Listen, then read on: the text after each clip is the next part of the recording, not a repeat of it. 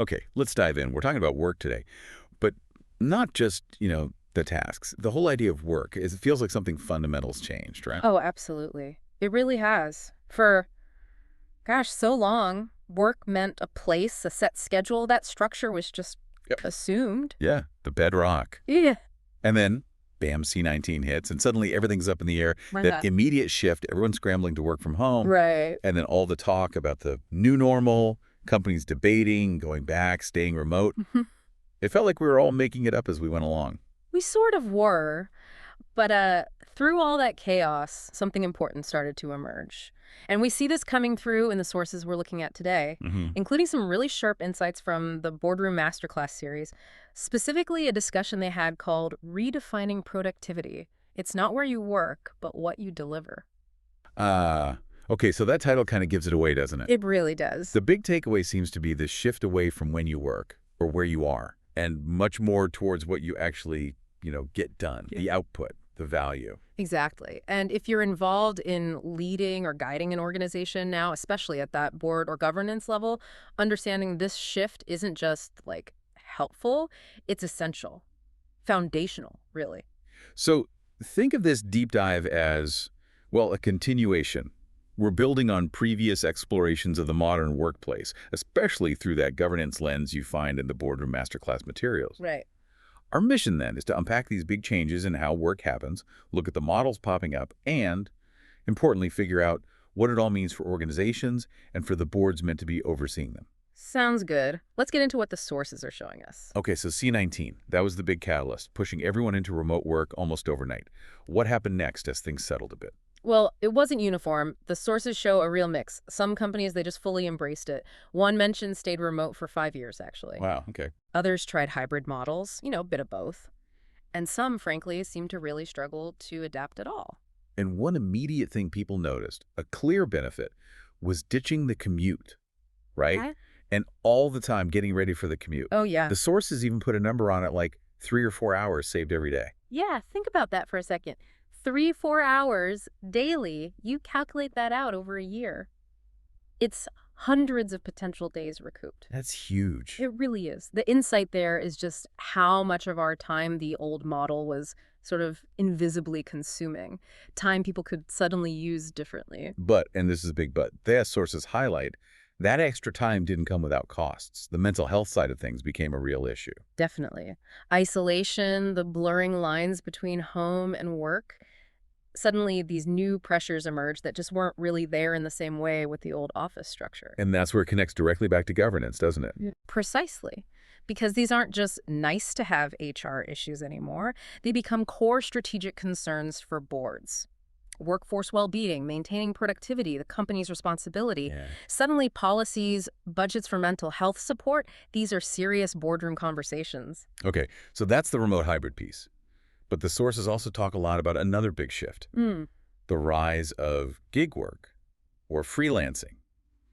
This feels different again, like a change in the actual employment contract itself. It absolutely is. The core idea is moving away from owning an employee's time, that whole 9 to 5, Monday to Friday thing. Right. Instead, you're bringing people in for specific tasks, specific outcomes. You might hire someone for, say, just 3 hours a day for 1 week to deliver a particular result.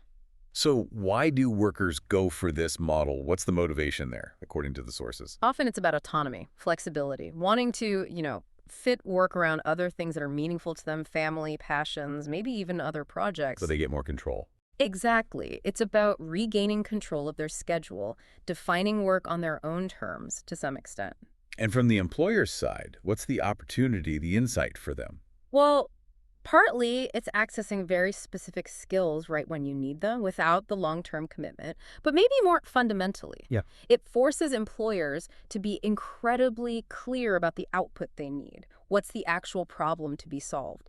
It's less about buying time, more about buying a specific solution. And it kind of formalizes what might already be happening anyway, people juggling things. Exactly. It acknowledges that reality instead of pretending everyone fits the old mold. Which seems to bring us back to this central idea running through everything, the focus shifting from input hours being seen to output, the actual results. It's almost the inevitable outcome, isn't it? If you're not watching someone at a desk all day, you have to manage based on what they produce. Right. So the real insight is how performance management itself has to change. The questions become, what were you supposed to deliver? And crucially, what did you deliver? Moving away from just tracking time. Yeah, it's a shift from maybe management by presence to management based on results and trust. Okay, now for something that sounds, well, pretty radical based on the sources, Right. challenging maybe, this idea of ditching traditional job descriptions, Ha, yeah.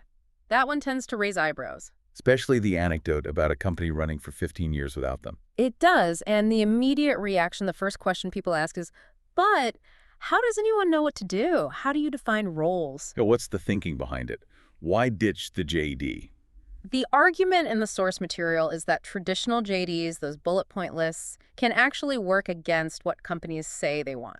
They say they want innovation, creativity, people bringing their best selves, but then they hand them a list that boxes them in. It limits them to predefined tasks rather than letting them use their full expertise on the real evolving problems. Okay. So what's the alternative? The source used an analogy, right? A medical one. Yeah, it's quite a helpful way to think about it. Imagine the organization is the patient, and the patient has a specific pain. Maybe sales are down, maybe customer retention is poor, maybe costs are too high. Okay, got it. The problem. Right.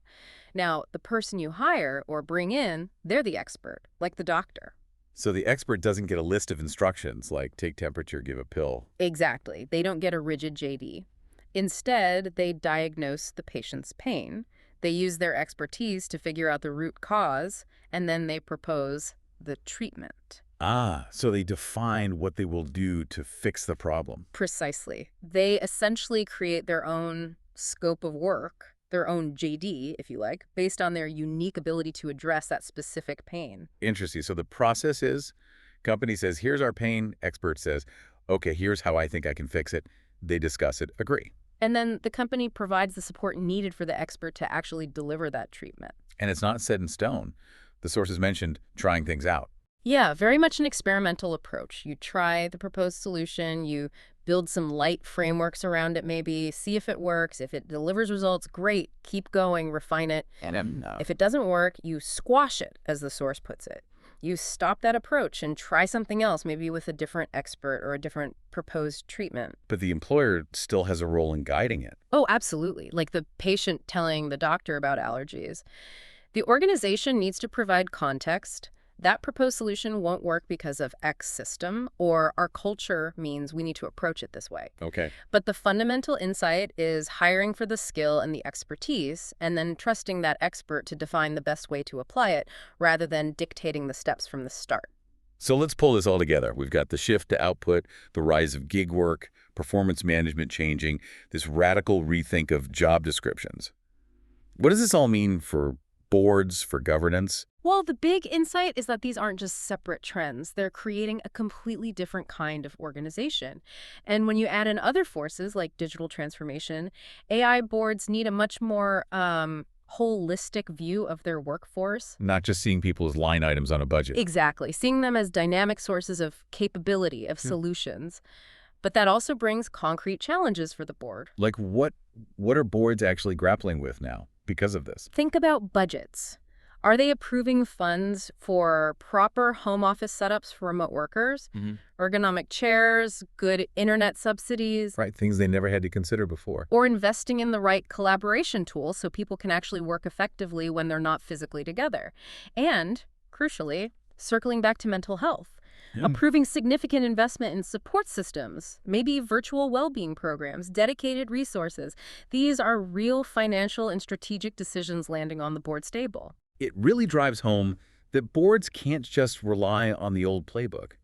They need to be actively discussing these shifts, questioning those traditional structures. And importantly, being willing to sign off on trying new things, to experiment, to approve pilots and see what actually works in their specific context. Because the landscape is just changing so fast. The sources really suggest that governance needs to become more agile, more experimental, right alongside the operations of the business. Okay, so wrapping up this deep dive, we've seen a profound shift, haven't we? Moving away from work being defined by time and place towards focusing squarely on value delivered, on the output. Definitely. And we've seen how that fuels things like flexible gig arrangements, how it forces a rethink of performance management, and even challenges something as fundamental as the traditional job It's description. about unlocking expertise in a new way. And these aren't just, passing fads. They seem to be fundamental changes in how organizations need to operate, how they engage talent, and therefore what boards need to oversee. So understanding this is vital, really, whether you're leading a team, sitting on a board, or just trying to figure out your own career path in this, well, this evolving world of work. Hmm. So here's something to maybe chew on after listening, building on all this. Mm. If we're increasingly hiring experts to define the how and focusing on their deliverables, how do organizations maintain that essential sense of cohesion, that shared culture, that common purpose? What holds the team together when roles are more fluid and control is less centralized? Something to think about.